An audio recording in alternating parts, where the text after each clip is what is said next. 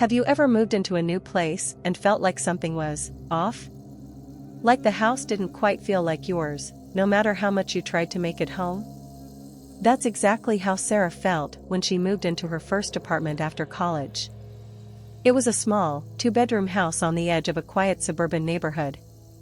The rent was cheap, the landlord was friendly, and the place seemed perfect for a fresh start. But Sarah would soon learn that some secrets are better left buried. It started with the basement. Sarah didn't even know the house had one when she signed the lease. The landlord had mentioned a crawl space for storage, but nothing more. One day, while unpacking boxes, she noticed a small, rusted door tucked behind the washing machine.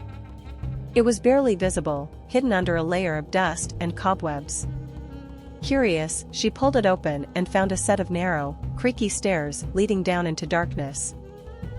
The basement was cold and damp, with a single, flickering light bulb hanging from the ceiling.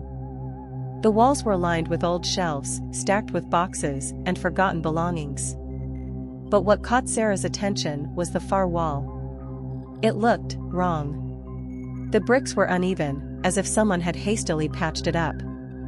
And in the corner, there was a small, rectangular outline, like a door that had been sealed shut. Sarah tried to ignore it at first. She told herself it was just an old storage room, nothing to worry about. But over the next few weeks, strange things started happening. She'd hear faint scratching sounds coming from the basement late at night. The temperature in the house would drop suddenly, even in the middle of summer. And once, while doing laundry, she swore she heard a whisper, a soft, muffled voice, coming from behind the sealed wall. One night, Sarah couldn't take it anymore. She grabbed a flashlight and a crowbar and went down to the basement. She didn't know what she was looking for, but she needed answers. As she approached the sealed wall, the scratching grew louder. It was rhythmic, almost deliberate. With trembling hands, she began prying at the bricks. When the hole was big enough, she shined her flashlight inside. What she saw made her blood run cold.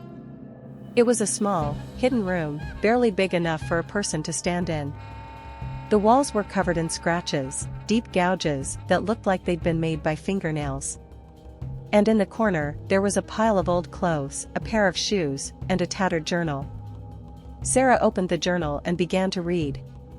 It belonged to a woman who had lived in the house decades ago. The entries were frantic, filled with fear and desperation. The woman wrote about being trapped, about hearing footsteps above her, about someone, or something, watching her from the shadows. The last entry was dated just days before she disappeared without a trace. Sarah froze. She heard footsteps above her, heavy and slow, moving across the floor. She turned off her flashlight and held her breath, listening as the footsteps grew closer.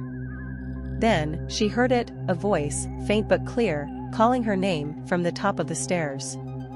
She didn't wait to see who, or what, was coming.